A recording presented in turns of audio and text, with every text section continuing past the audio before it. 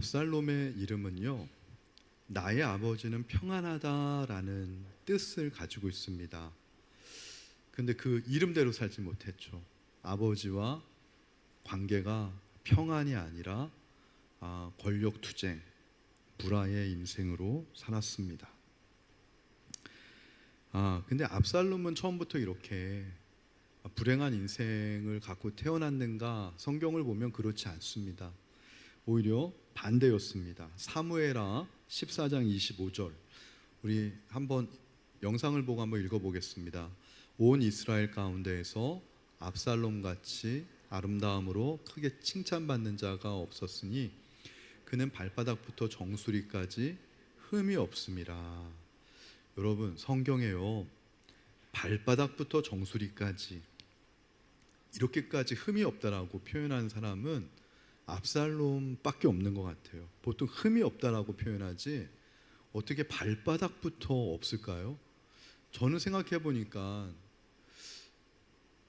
어느 발가락이더라? 하여튼간 왼쪽인지 오른쪽인지 모르는데 새끼 발가락에 발톱이 못생겼습니다, 저는.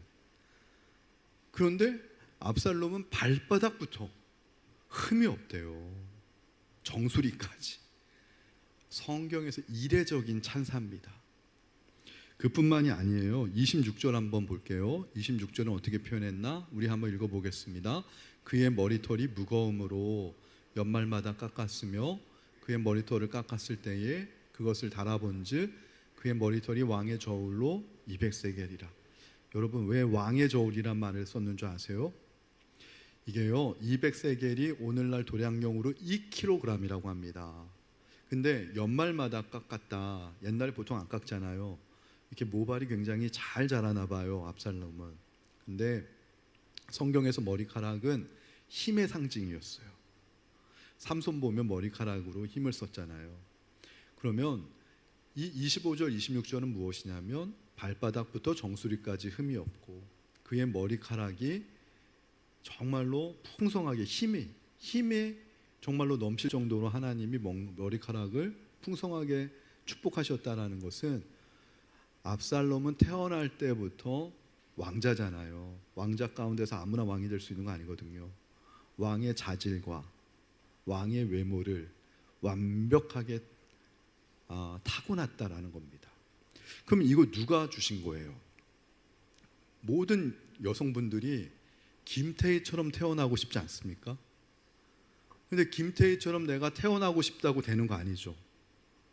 압살롬이 내가 완벽한 외모, 왕으로서의 완벽한 외모를 갖고 태어나고 싶다고 태어날 수 있는 거 아니잖아요. 근데 이렇게 태어나게 하신 분이 누구죠? 하나님이죠. 압살롬은 태어날 때부터 하나님의 축복을 받고 태어난 인생이라는 거예요. 근데 김태희 씨 같은 경우도 약간 사기캐인 게, 보통 얼굴이 예쁘면 좀 머리는 약간 조금 공부를 못해야지 이게 균형이 맞는데, 김태희 씨는 서울대라고 하더라고요. 압살롬도 그렇더라고요. 압살롬도 사기캐인 게요, 그는 외모뿐만이 아니라 지혜도 뛰어났습니다. 사무엘하 15장 4절 5절 우리 한번 읽어보겠습니다. 시작. 또 압살롬이 이르기를 내가 이 땅에서 재판관이 되고 누구든지 송사나 재판할 일이 있어 내게로 오는 자에게 내가 정의 베풀기를 원하노라 하고. 자, 5절 시작. 사람이 가까이 와서 그에게 절하려 하면 압살롬이 손을 펴서 그 사람을 붙들고 그에게 입을 맞추니. 이 사무엘하 15장에 보면은요, 이제 압살롬이 예루살렘 성으로 귀환을 해서 왕자로서 왕의 업무를 돕는데요, 일단 호위병을 50명을 둔다고 합니다. 1절에 보면은 사무엘 15장 1절에 보면. 근데 이 호위병 50명이 어떤 의미가 있나 하면, 왕이 거느리는 호위병의 숫자가 당시 50명이었던 거죠. 그 열왕기하 1장에 보면 1장 2절에 보면 엘리사 선지자 그때 보면 그 왕이 50명을 계속 보내잖아요. 호위병 50명 단위로. 그러니까 궁궐에서 50명의 호위병을 대동할 수 있다라는 것은 왕의 버금간다라는 거예요. 그러니까 요압 장군 같은 경우, 오늘 우리가 읽은 본문에서 압살롬이 누구의 손에 죽임을 당하냐면 요압 장군인데요. 요압 장군은 사실 일찍이 압살롬이 왕이 될 것이라고 확신을 했었습니다. 여러 왕자가 있었지만 압살롬만큼 완벽한 왕의 외모와 왕의 자질과 왕의 능력을 갖춘 왕자들은 없다고 단언했어요. 확신했어요. 그래서 요압 장군이 사실은 압살롬은 어떤 잘못을 범했죠? 자기 이복형인 장남 암논을 죽였습니다. 율법대로 한다라면은 돌 맞아 죽어야 돼요. 어머니가 달라도 아버지가 같으면 이복 형제인데 형제를 살인한 자는요 어떻게 되죠? 예, 돌로 맞아 죽어야 됩니다. 율법대로라면. 근데 압살롬이 도망을 가죠. 어머니의 고향 그술이라고 하는 곳으로 도망을 갑니다. 자, 그때 도망갔던 압살롬을 다시 예루살렘으로 복귀시키는 역할을 했던 장군이 요압 장군이에요. 왜냐하면 이 요압이라고 하는 장군은 기회주의자였습니다. 압살롬이라고 하는 기회를 타서 왕으로 만들고 자기가 제2인자가 되려고 하는 야망을 가진 자가 요압 장군이었죠. 근데 아이러니컬한 것은 그러한 요압 장군에 의해서 압살롬이 최후를 맞이한다라는 거예요. 여러분, 원수는요 나에게 잘해주는 자에게 있습니다. 늘 나에게 가까이 있는 사람에게 있습니다. 여러분, 지혜로운 인생이 되시길 주님의 이름으로 축원하고요, 하나님의 말씀에 지혜가 있음을 여러분 꼭 믿으시기 바랍니다. 다윗이 왜 하나님의 마음에 가장 합했는가? 원수를 통과해서 그래요. 그래서 원수는 지난 시간에 제가 뭐라 말씀드렸죠? 예수 그리스도께로 우리를 인도하는 지름길이 원수이다. 그래서 하나님이 저와 여러분에게 새로운 원수를 붙여주시면 우리는 땡큐, 하나님한테 감사해야 합니다. 우리를 더욱더 예수 그리스도라는 지름길로 날 인도하시겠군요. 그렇게 여러분 정말 감사하시기 바랍니다. 압살롬에게 있어서요, 근데 이것뿐만이 아니라 아까도 얘기했죠. 50명의 일단은 호위병을 쫙 세우면은 재판을 받으러 온 평민들은요 주눅이 듭니다. 왕자잖아요. 50명을 호위병을 왕의 50명 호위병을 두었다는 것은 누가 봐도 이 압살롬이 다윗 왕을 이어서 왕이 될 건가 보다, 그렇게 생각을 갖게 하기에 충분합니다. 압살롬은 연출할 수 있는 그러한 머리도 있었어요. 그렇게 하고 왕이 바쁘니까 내가 재판과 송사를 대신해 주겠다, 왕자로서. 그러면서 억울한 사람들 다 와라, 내가 정의롭고 공의하게 하겠다. 어떤 농부가 왔다고 칩시다. 50명의 딱 호위병 앞에 아주 그냥 재판관 자리에 딱 앉아있는 압살롬 앞에 얼마나 주눅이 들겠어요. 근데 그렇게 가까이 오라고 하고 압살롬이 어떻게 합니까? 여러분, 재판장 가면은 판사가 딱 들어오면 어떻게 되죠? 판사님 들어오십니다. 전원 기립 다 일어나고, 거기서 판사는 왕입니다. 하나님이에요. 근데 압살롬은요 이 재판석에서 땅으로 내려가는 거예요. 땅에 내려가서 그에게, 압살롬에게 절을 하면은요 압살롬도 같이 맞절하듯이 무릎 꿇고 있잖아요. 그 사람의 손을 잡아 키스를 하고 일으키는 거예요. 그러면서 속삭입니다. 재판장이요, 그 높은 그 재판장 속에서 버선발로 내려와서 입을 맞춰주면서 당신을 내가 정의롭고 공의롭게 당신의 모든 원한을 풀어주겠다고 그렇게 하면요, 그 다음에 어떤 일이 벌어지냐면 6절입니다. 6절 어떤 결과가 일어날까요? 사무엘하 6장 읽겠습니다. 시작. 이스라엘 무리 중에 왕께 재판을 청하러 오는 자들마다 압살롬의 행함이 이와 같아서 어떻게 됐다고요? 이스라엘 사람의 마음을 압살롬이 훔치니라. 이 말이 어떤 말이에요? 첫 번째 압살롬을 대한 사람은 다 압살롬에게 그 마음이 넘어가는 거예요. 근데 이게 문제가요, 왕이 건재했음에도 불구하고, 현재 왕은 누구죠? 압살롬의 아버지 다윗이 왕이에요.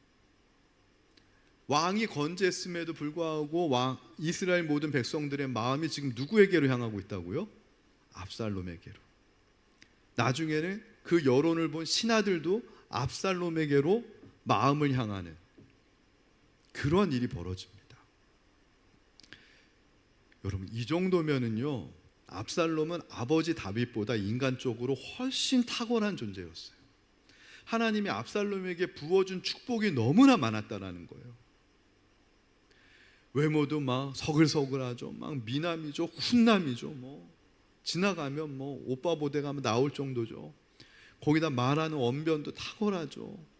그 모든 뛰어나가지고 공평하게 막 재판해 주죠. 거기에다 사람의 마음을 막 훔치는 그러한 모든 그 태도와 이런 것들을 다 구비해 가지고요. 근데 문제는 이 압살롬의 탁월함이 압살롬에게는 결정적으로 약점이 되었다라는 것입니다. 이 본문을 보면서 제가 느끼는 것은 무엇이냐면요, 하나님께서는 탁월한 사람을 쓰시지 않는다라는 거예요.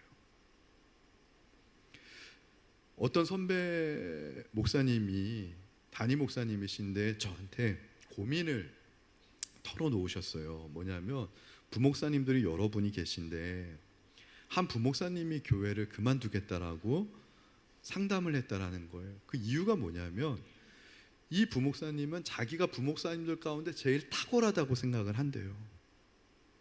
그래서 자기가 없으면 교회가 안 돌아간다, 뭐 이렇게 비슷하게까지 생각하시는 분인데, 내가 여러 부목사님들 가운데 가장 탁월하고 압살롬 같다 생각하는 거죠. 내가 실질적으로 교회 일도 제일 많이 하는데 목사님은 나를 특별하게 대우를 안 해주신다, 나를 똑같이 대우해 주신다. 그게 교회를 그만두고 싶다라는 이유라는 거예요. 저보고 어떻게 하면 좋겠냐라고 해서 저는 제 옛날 생각이 나더라고요. 제가 부목사 시절에 어땠을 것 같아요? 여러분, 저만 그런 게 아니라 여러분도 다 그러시지 않았어요? 우리 다 그럴 때 있잖아요. 내가 좀 다른 사람들보다 더 열심히고 탁월한데 왜 그걸 인정을 안 해주나, 그런 서운함이 다 있다고요. 그래서 교회에서 문제를 일으키시는 분들은요, 탁월하신 분이고 열심이신 분이에요. 그래서 저는요, 지나친 열심은 경계하시라, 내지 마시라고 합니다. 보통의 목사님들은 교회 열심을 내라고 하잖아요. 근데 저는요, 자원하는 열심만 내시기 바랍니다. 내가 자원해서 기뻐해서 드리는 열심 그 이상을 내는 것은 압살롬과 같은 보상 심리를 꼭 낳게 만들어요. 압살롬의 탁월함은 무엇이었냐면, 이처럼 내가 이스라엘 백성들의 마음을 모두 훔칠 수 있고 백성들의 마음도 모두 훔칠 수 있다면 내가 왕이지 뭐. 자기가 왕이 될 수 있다고 생각했던 거예요. 자, 그럼 여기서 한번 구조를 제가 생각을 해봤습니다. 다윗과 압살롬의 오늘 차이가 설교 제목인데요, 다윗에게는 하나님이 누굴 붙여주셨을까, 압살롬에게는 누굴 붙여주셨을까, 이 구도가 생각이 나더라고요. 머릿속에 한번 생각해 보세요. 다윗에게는 하나님이 누굴 붙여주셨죠? 사울왕을 붙여주셨잖아요. 압살롬에게는 누굴 붙여주신 거예요? 아버지 다윗을 붙여주신 거예요. 근데 이 둘의 공통점이 있어요. 첫 번째는 원수라는 겁니다. 두 번째는 권위자, 나의 직속 상관이라는 거예요. 둘 다 이 원수는 불의한 권위자였던 거예요. 근데 다윗은 사울 왕, 불의한 권위자를 만났을 때 어떻게 했습니까? 하나님께 맡김으로 통과했어요. 근데 압살롬은 지금 불의한 권위자인 아버지 다윗을 어떻게 통과하려고 하는 거죠? 내 손으로 해결하려고 하는 거예요. 이게 다윗과 압살롬의 차이입니다. 여러분, 우리가 정말 그리스도인이라면 하나님은 저와 여러분에게 원수를 반드시 붙여주시는데, 그 원수를 여러분 손으로 직접 해결하시려고 한다면 여러분은 압살롬과 같은 방법을 선택하시는 거예요.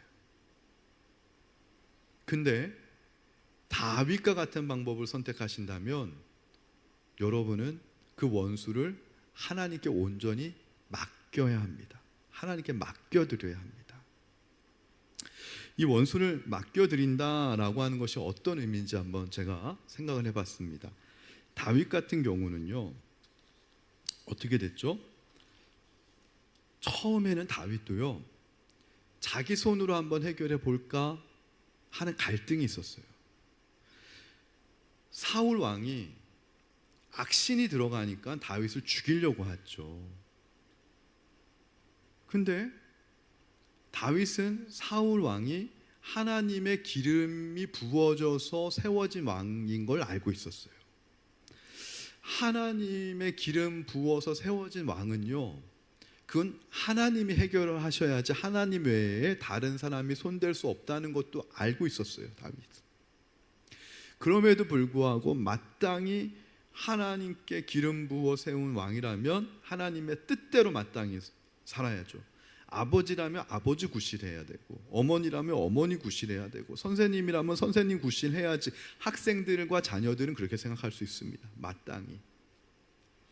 근데 마땅히 행해야 될 일을 하지 않고 하나님의 뜻에 거슬리는 일을 하는 걸 다윗은 봤어요.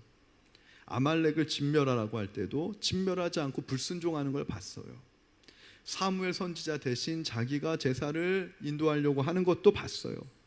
왕이, 하나님이 세우신 왕이 하나님의 뜻대로 행하지 않는 모습을 봤어요. 하나님의 뜻이 왕에게서부터 떠난 것도 다윗은 봤어요. 그 왕이 자기를 위해 충성했었던 다윗 부하장수 아닙니까? 골리앗과의 전쟁도 목숨 걸고 나갔는데, 그런 부하장수를 이용만 하고 지금 죽이려고 하는 질투에 눈이 멀어서, 다윗이 바보가 아닌데 이미 사울 왕이 정상이 아니다, 하나님의 뜻이 떠난 사람이다라는 걸 왜 모르겠습니까? 그러면요, 여러분 같으면 어떻게 하겠습니까? 내가 정의의 사도가 돼서 해결해야지. 그게 세상의 방법이에요. 세상은 그렇게 해서 정권을 바꾸고요, 세상은 그렇게 해서 혁명이라는 것을 하기도 하고요. 사람들이 바꿔요, 세상은. 근데 성경의 말씀은요, 세상의 방식과는 많이 뒤떨어져 있고 다릅니다. 원수 갚는 것을 내게 맡기라고 합니다. 하나님께 맡기라고 합니다. 이미 사울 왕은 상태가 회복 불가능인 거 아는데, 근데 그런 사람을 계속 냅둬야 되나? 그렇게 생각할 수도 있어요. 나를 위해서가 아니라 사울 왕과 같은 사람이 있으면 다른 사람들이 피해보기 때문에 다른 사람들이 피해보지 않기 위해서 사울 왕을 내쫓아야 된다, 죽여야 된다, 그렇게 합리화할 수도 있습니다. 그런데요, 성경은요, 잘 들으세요, 너가 하지 말라라는 거예요. 원수 갚는 것을 하나님께 맡기라는 거예요. 오늘 말씀 통과하기 쉽지 않은 말씀입니다. 통과하기 쉽지 않은 말씀이고 마음이 불편하신 분들도 많이 계실지 모르겠지만 저는 말씀을 드려야 되겠습니다. 중요한 말씀이기 때문에요. 그래서 다윗이 했던 것은 무엇이냐면, 다윗이 처음엔 사울 왕을 죽일 수 있는 기회가 왔을 때 죽일까 말까 고민하다가 옷자락만 자른 것은 그냥 갈등했었던 다윗의 단면을 보여줘요, 초반에. 근데 그때 바로 다윗의 마음을 하나님이 찌르십니다. 성령께서 아프게 찌르세요. 옷자락 하나 벤 것 가지고도 다윗이 회개하고요, 그 다음부터는 사울 왕이 때리면 맞습니다. 원수를 대하는 방법은 원수가 때리면 맞으십시오. 예수님은 이걸 어떻게 번역하시는지 아세요? 원수가 내 오른뺨을 때리면 왼뺨까지 대라는 거예요. 예수님은 더하신 분이십니다. 우리 말레이시아 한인교회 성도님들은 원수가 때리시면 맞으시기 바랍니다. 아멘을 안 하시네요. 이거 우리 힘으로 안 돼요. 그래서 우리가 말씀 듣고 예수님 앞에, 예수님을 우리 안에 모셔야만 돼요. 예수님이 우리 안에 들어오시지 않으면 이거 안 되는 일이기 때문에. 그래서 다윗이 했던 거는 계속 맞는 거였어요. 13년 동안 맞아요.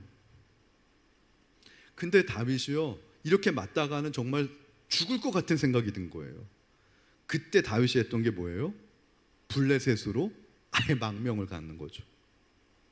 근데 그게 다윗에게는 또 하나의 발목을 잡는 일이 됩니다. 블레셋에 가서 죽을 뻔하고 망신당하고요, 수치를 당하고요. 그 가운데 회개하죠. 그 가운데 회개하면서, 회개할 때마다 하나님은 매일 또 매일이 새로운 그 경지를 다윗에게 열어주는 거예요. 이게 얼마나 감사한 일이에요. 내가 잘못했는데 하나님께 회개할 때마다 새로운 세상이 보이기 시작하는 거예요. 새로운 경지가 깨달아지기 시작하는 거예요. 매일 또 매일이 늘 새로워. 이 찬양, 이게 이런 고백이라고요. 근데 다윗이 원수가 아니었으면 하나님 앞에 그렇게 회개했겠냐고요. 양무리 가운데 속에 개 한 마리 넣는 이유는 개가 들어가지 않으면 양들이 서로 뛰겠냐고요. 운동하겠냐고요. 우리의 인생 가운데 하나님이 원수를 붙여주시는 이유는 원수가 오지 않으면 우리가 어떻게 회개할 수 있겠습니까? 회개하지 않는 인생이 어떻게 새로운 믿음의 더 나은 진보된 그 경지와 그 세상을 우리가 깨달을 수 있을까요? 매일 또 매일이 어떻게 은혜 가운데 날마다 새로워서 늘마다 눈물 흘리며 감사할 수 있을까요? 불가능한 일이죠. 그랬더니 어떻게 됐어요? 하나님께서 때가 되니까 사울 왕을 전쟁터에서 죽게 만듭니다. 하나님이 죽이십니다.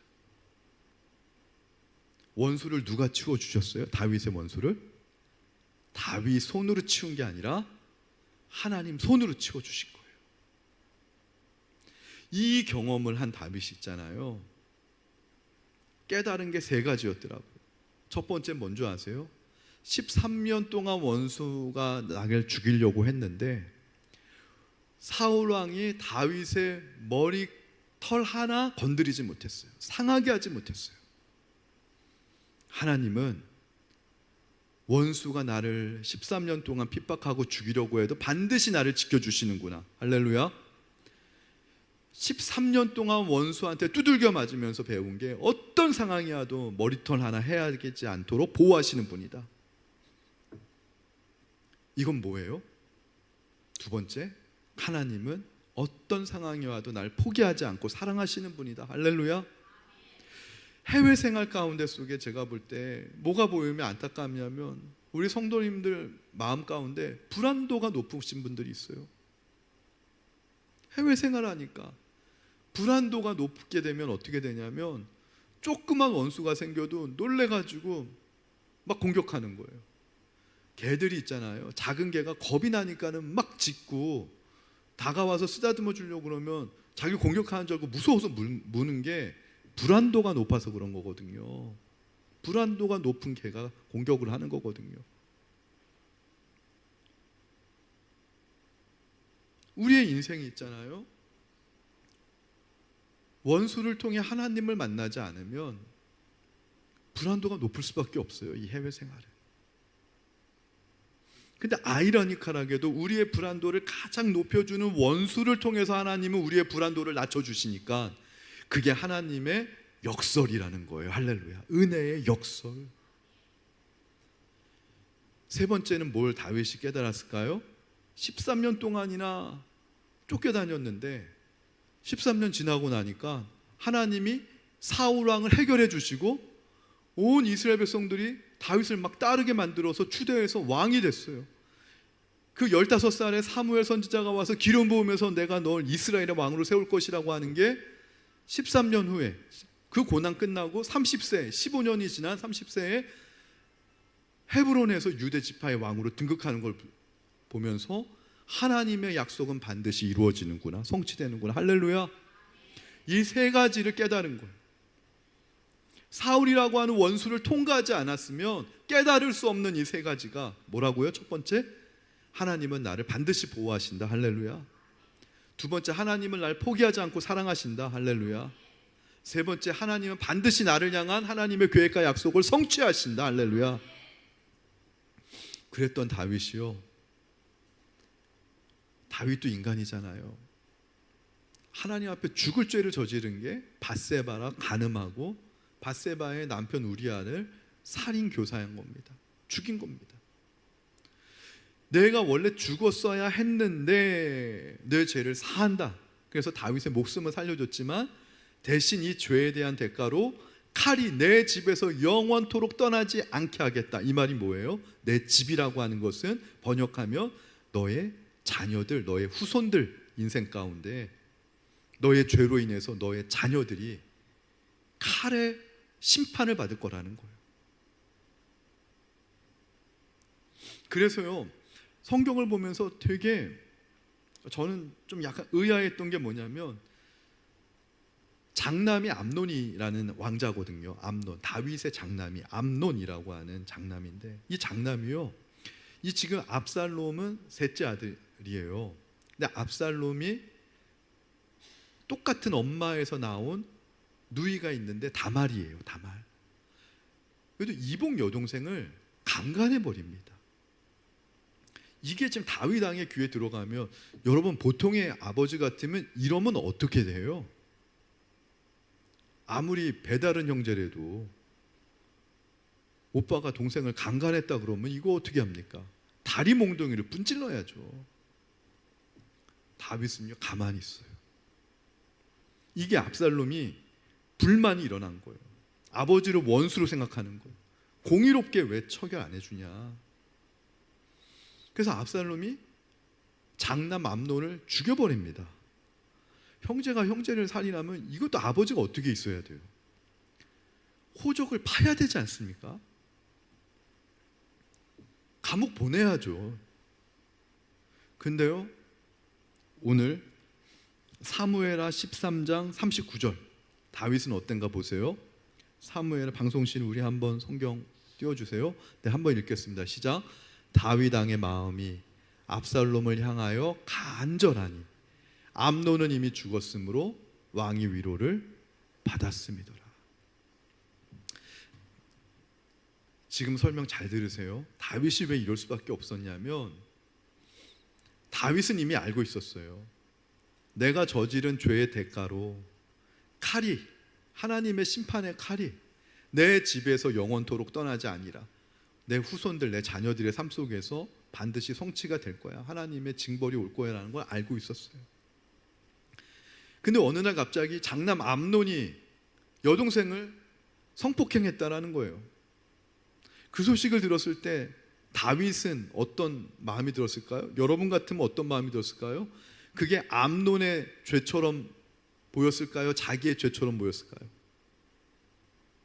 내 죄의 잉태, 결과물이다. 내 죄가 잉태에서 낳은 결과물이다라는 것을 다윗은 이미 영적으로 알아차렸어요.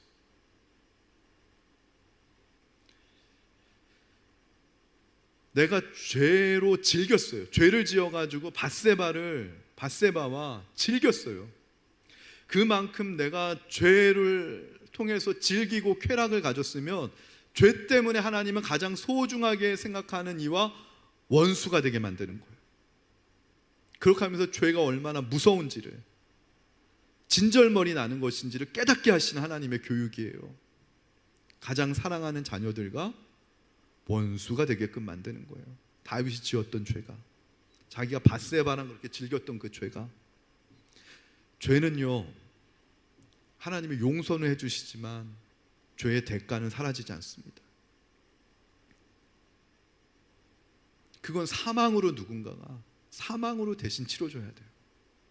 예수님이 그걸 치러 주시긴 했지만 예수님이 왜 이렇게 우리의 죄를 대신 짊어지고 십자가를 지셔야 되는지를 지금 다윗의 가문을 통해서 하나님이 철저하게 우리에게 보여주시는 거예요. 다윗은 예수 그리스도에게까지 나아가는 그 과정과 그 합당한 그 이유들을 우리들에게 지금 보여주고 있는 거예요. 근데 어느 날 또 다윗은요, 암논도 너무 사랑했고 압살롬도 너무 사랑했어요. 근데 압살롬이 암논을 죽였다고 하니까 다윗이 오히려 이를 통해 위로를 받았대요.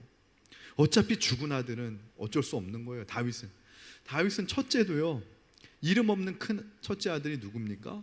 밧세바랑 낳았던 아이 있었잖아요. 일주일 동안 금식 기도를 했어요. 이 아이가 하나님이 치셔가지고 아프니까. 근데 이래 만에 하나님이 데려가시니까 바로 금식을 멈추고 정상적인 생활을 했어요. 다윗이 원수를 통과하면서 깨달았던 게 뭔 줄 아세요? 원수 앞에서 나는 아무것도 할 수 없습니다. 그리고 하나님만이 하십니다. 여러분, 진짜 불신앙이 뭐냐면요, 내가 아직도 뭔가 할 수 있다고 생각하는 거예요. 압살롬의 불신앙은 내가 이스라엘 백성들의 마음을 얼마든지 훔칠 수 있다라는 거예요. 내가 노력하면 얼마든지 내가 왕이 될 수 있다라는 거예요. 여러분, 아직도 내가 노력하면 얼마든지 내가 부자 될 수 있고, 내가 노력하면 얼마든지 사람들한테 인정받을 수 있고, 내가 노력하면 얼마든지 행복할 수 있다 생각하는 게 세상에서는 박수 받을 일인데 성경에서는 그게 불신앙이래요. 제가 이거 분명히 말씀드려야 돼요. 그게 불신앙이라는 거예요. 이게 통과가 안 되면요, 예수 그리스도를 인격적으로 만날 수가 없습니다, 여러분.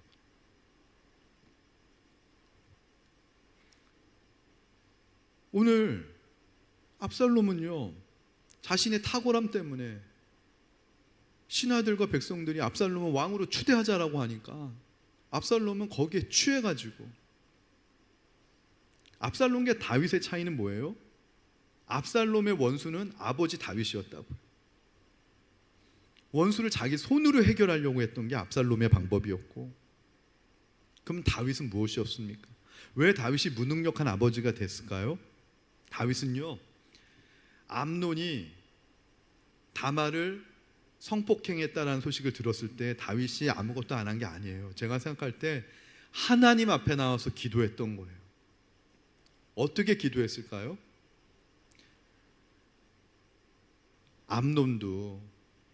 암논에게 있어서 원수는 뭘까요? 자기의 죄성 아닙니까?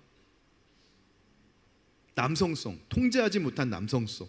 그리고 그로 인해서 지금 압살롬이 원수가 된 거예요. 압살롬이 형을 못마땅하게 생각하는 거예요. 자기 여동생을 지금 죽였으니까. 눈에 보이는 압살롬, 그의 일족들, 자신의 어떤 그 성적인 실수,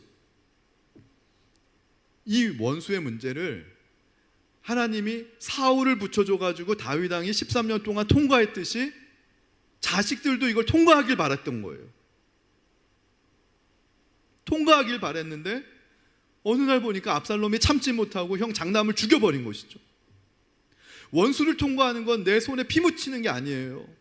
여러분들의 알량한 정의가 아니에요. 여러분들이 생각하는 알량한 나의 지혜가 아니에요. 하나님 나라의 공동체는요, 내 탁월함으로, 내 뛰어남으로, 나의 정의와 나의 소신과 열정으로 세워지는 나라가 아니라 오직 주님의 말씀으로 세워지는 나라임을 믿으시기 바랍니다. 오직 주님의 피 묻은 이 말씀으로 세워지는 거예요. 하나님의 말씀에 권위를 두고 하나님의 말씀 앞에서 내가 무릎 꿇고 하나님이 나에게 말씀하실 때까지 기다리는 것. 하나님의 뜻이 나에게 향했다라고 증거가 나타나야죠. 선지자나 제사장을 통해서. 그때까지 기다리는 거. 다윗은 13년 동안 사울 왕이 다윗을 때리면 얻어맞았던 게 원수 통과하는 방법이었다니까요. 원수가 때리면 맞는 거예요. 오른뺨을 때리면 왼뺨을 대는 거예요. 뭘 기대하면서? 하나님이 원수 갚아주실 것이다. 하나님이 갚아주실 것이다. 하나님이 갚아주시는 날을 기다리면서, 그냥 맞으면은요 의미 없는 고난이고요, 약속의 말씀을 기다리면서 믿으면서 원수한테 맞아요. 계속 맞아요. 때가 되면 원수를 하나님이 해결하십니다. 치우십니다. 그리고 존귀하게 다윗을 올려주는 것이죠. 압살롬도 그렇게 하길 바랬던 거예요. 다윗은. 그게 예수 그리스도께로 가는 믿음이에요. 기독론이 무엇입니까? 인간의 노력과 열심으로 구원에 이룰 수 없고, 오직 예수님이 우리를 위해 돌아가신 십자가의 구속의 은혜로만 내가 하나님께 갈 수 있고 구원받을 수 있다. 이게 기독론의 요체예요. 원수 갚는 것도 똑같은 것이죠. 압살롬도 그렇게 되길 원했는데 압살롬은 자기 손으로 원수를 해결하는 방법을 선택했어요. 오늘날 교회 공동체에 문제를 일으키는 분들은요, 지나치게 열심을 내시는 분들이에요. 지나치게 자기 소신과 자기 정의에 감에 휩싸이신 분들이에요. 오늘날 정말 진정한 기독교인과 목사부터 성도까지 우리가 한결같이 가져야 될 마음은, 하나님 나는 죄인입니다. 하나님 나는 할 수 없습니다. 오로지 주님의 말씀을 신뢰합니다. 하나님의 말씀에 권위를 둡니다. 그리고 정말 말씀대로 믿는 우리의 믿음이 필요한 거예요.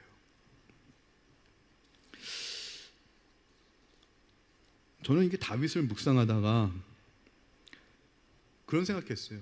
다윗이 13년 동안 사울을 통과하는 고난, 자녀들을 통과하는 이 고난, 이 원수라고 하는 고난을 통과하면서 하나님이 다윗에게 준 선물이 뭘까? 그러다가 마음속에 깨달음이 온 게 무엇이었냐면 깨끗한 마음이었다. 마음이 깨끗한 자는, 마음이 청결한 자는 하나님을 볼 것이요 라고 했는데, 다윗이 그러다가 예수님을 받겠구나. 이걸 영적인 감수성이라고 하는데요, 보통 나이가 들면요 영적인 감수성이 맑아지는 것 대신 탁해집니다. 세상 때가 묻고요 탁해져요.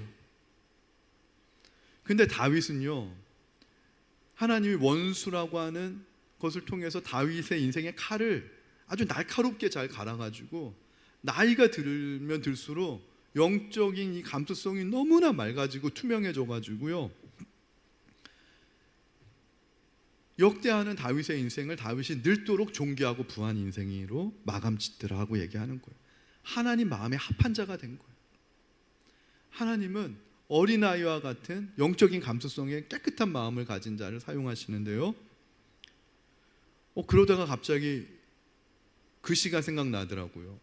우리 기독교인, 젊은 기독교인 중에 영적인 밝은 감수성을 갖고 있는 시인이 있었잖아요. 윤동주 시인. 죽는 날까지 하늘을 우러러 한 점 부끄러움 없기를, 잎새이는 바람에도 나는 괴로워했다. 별을 노래하는 마음으로 죽어가는 모든 것을 사랑해야지. 다윗을 묵상하다가 어제 설교 마무리 짓다가 윤동주 시인의 이 서시가 생각난 건, 두 분 다 맑은 영적인 감수성을 갖춘 사람이었기 때문에. 이것이 어떻게 가능합니까? 하나님이 주신 원수를 믿음으로 잘 통과하며, 그 원수 앞에서 하나님 품에 더 어린아이처럼 안기면 나중에는 원수도 사랑하는 사람이 됩니다. 할렐루야. 다윗은요, 사울왕의 죽음을 보고 애통하고 사울왕을 사랑했어요. 여러분, 우리가 언젠가 하나님 앞에 갈 때 내 인생 가운데 최고 힘들었던 그 원수를 내가 사랑했었노라고 예수님 안에서 사랑했었노라고 고백하고 우리 주님 만날 수 있을까요?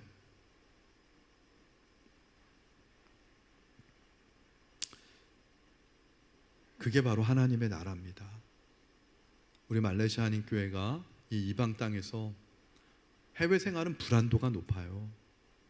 압살롬이 원수 갚는 것을 이렇게 조급하게 자기 손으로 해결하려고 했었던 이유도 불안도가 높았기 때문이에요. 근데 다윗은 13년 동안 사울 왕이라고 하는 그 원수를 통과하면서 알았어요. 13년 동안 원수한테 두들겨 맞아도 머리털 하나 상하지 않게 하시고 나를 포기하지 아니하시고 결국 나를 통해 하나님의 언약을, 약속을 성취하신 하나님을 알았을 때 다윗의 불안도는 낮아질 수 있었던 거예요. 저는 오늘 저와 여러분이 이렇게 불안한 세상 가운데 속에서 우리를 불안하게 하지 아니하시는 하나님을 만나게 되시기를 축원합니다. 그러려면 사랑받아야 돼요.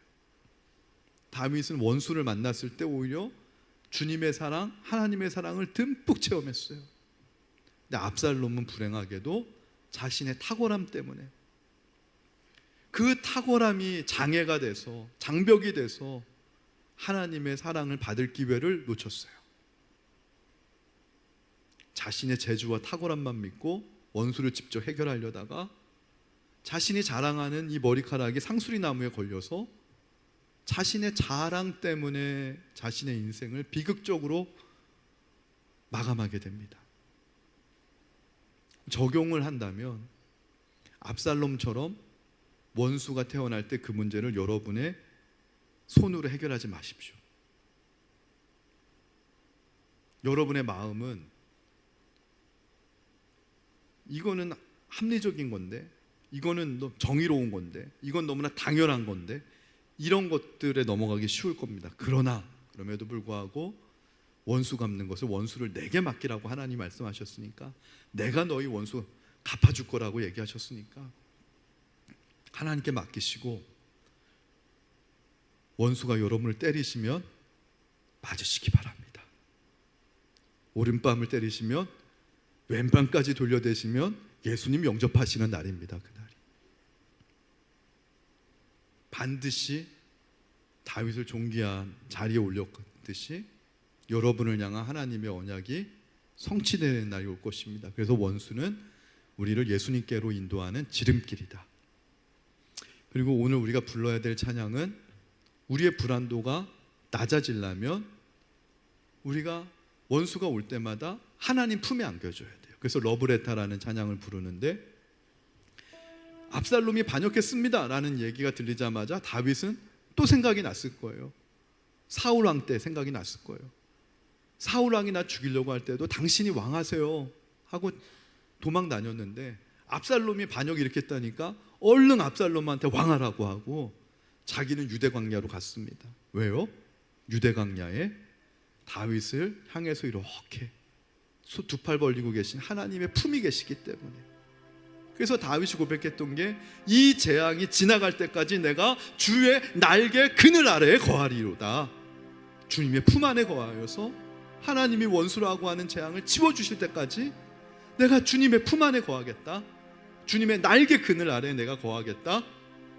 여러분, 그런 고백의 찬양이 오늘 이 찬양인데, 우리 이 찬양 다 부르도록 하겠습니다.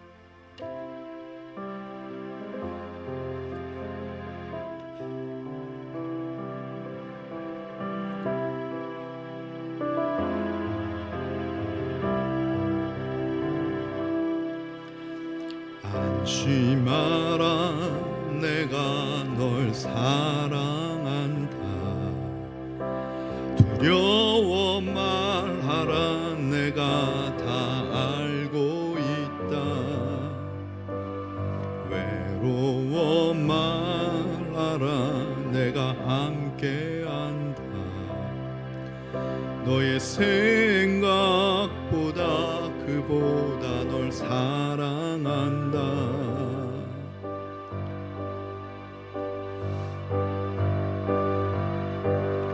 내가 널 얼마나 사랑하는지,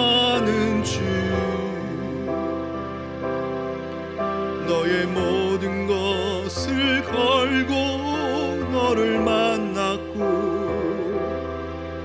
너의 모든 순간을, 너의 모든 마음을 가장 먼저 함께 할 거야. 내가 널 얼마나 기다리는지 나의 모든 것을 걸고 너를 얻었고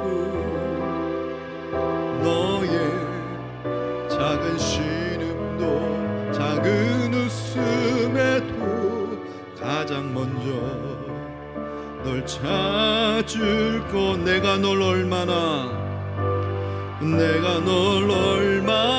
사랑하는지 나의 모든 것을 걸고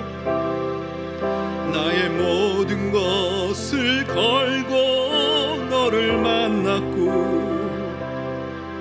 너의 모든 순간을 너의 모든 마음을 가장 먼저 함께 할 거야. 내가 널 얼마나 기다리는지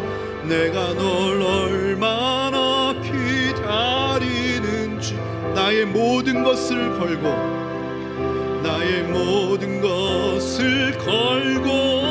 너를 얻었고 너의 작은 신음도 작은 웃음에도 가장 먼저 널 찾을 거야 내 사랑아. 여러분 잠깐 우리 기도하길 원하는데요, 다윗이 이러한 하나님의 사랑을 느꼈을 때가 언제인 줄 아세요? 원수 앞에서 아무것도 할 수 없는 처지에 처했을 때예요. 우리가 하나님의 사랑의 품 안에 잠길 수 있을 때가 내가 뭔가 할 수 있을 때가 아니에요. 내가 인생 잘 나갈 때가 아니에요. 원수 앞에 내 손과 발목이 묶여가지고 아무것도 할 수 없을 그때가 내가 주님의 품 안에 안겨서 나의 작은 신음에도 그 소리에 귀를 맞추시고 나의 눈물에 내 눈을 맞추시며 내가 모든 것을 걸고 너를 사랑한다라고 하는 주님의 음성을 들을 때가 바로 원수 앞에서 내가 아무것도 하지 못할 때예요. 하나님은 탁월한 사람을 쓰시는 게 아니에요. 뛰어난 사람을 쓰시는 게 아니에요. 하나님의 말씀에 순종하는 사람을 하나님 나라 왕으로, 리더로 사용하십니다. 여러분, 우리 인생도 마찬가지예요. 예수 그리스도라고 하는 성전으로 저와 여러분의 인생이 그렇게 거듭나고 그렇게 영광스럽게 세워지기 위해서 다른 거 필요 없습니다. 하나님 믿고 말씀에 순종하면 되는 거예요. 오늘도 말씀으로 오신 예수님을 인격적으로 알지 못하면 어떻게 말씀이 믿어질 수 있을까요? 순종이라고 하는 것은요, 관계를 전제로 하고 있습니다. 하나님이 나의 아버지가 되시고 하나님이 나의 눈물 닦아주시는 분이시고 하나님이 내가 가장 외로울 때 나를 업고 달리신 분이시고 내가 원수 앞에서 죽을 위기에 있을 때 나를 보호하셨던 분이시고 그런 관계가 전제되지 않는 순종은 복종일 뿐이에요. 하나님은 인격적인 관계를 통해 저와 여러분을 오늘도 마음을 녹화하고 계시고 우리가 하나님을 정말 사랑하고 신뢰한다면 원수를 내게 맡겨라 하나님의 말씀에 순종할 수 있겠죠. 순종은 자원하는 것입니다. 자원한다는 것은 내가 너무나 사랑하고 좋아하고 신뢰하지 않으면 되어질 수 없는 일이에요. 우리가 오늘 다윗처럼 하나님 원수 갚는 것을 하나님 손에 온전히 맡기고 하나님의 약속이 올 때까지 인내로서 기다릴 수 있는 그런 삶을 살게 해달라고 주님의 이름 한번 외치고 이 시간 한 2분 동안 기도하길 원합니다. 주여 하나님 아버지, 우리 인생 가운데 원수가 너무나 많이 있습니다. 내 뜻대로 풀려지지 않는 환경이 원수일 수도 있고 나를 괴롭히는 사람이 원수일 수도 있습니다. 하나님, 때로는 내 자녀가 원수일 수도 있습니다. 내 남편이 원수일 수도 있습니다. 하나님, 직장에 하나님 동료들이 원수일 수도 있습니다. 내 뜻대로 되지 않을 때 그 원수를 하나님 손에 온전히 맡겨드리며 하나님은 나를 사랑하시고 하나님은 나를 지키시고 하나님은 나를 통해 반드시 하나님의 약속을 성취하시는 분이심을 내가 고백할 수 있겠습니까?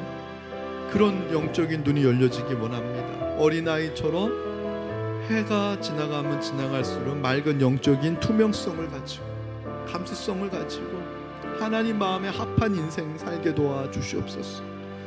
하나님의 나라를 건설하는 그런 하나님의 충성스러운 자녀가 되게 하여 주옵소서.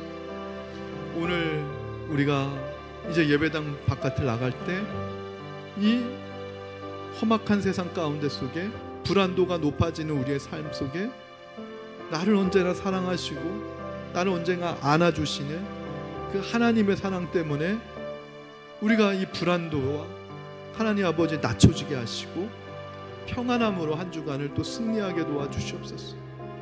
우리의 삶을 모든 걸 주님께 맡깁니다. 예수님의 이름으로 기도합니다. 아멘. 모두 자리에서 일어나시겠습니다. 여러분은 세상에 나가서 빛과 소금의 사명을 감당하는 주님의 제자가 되시기를 바랍니다.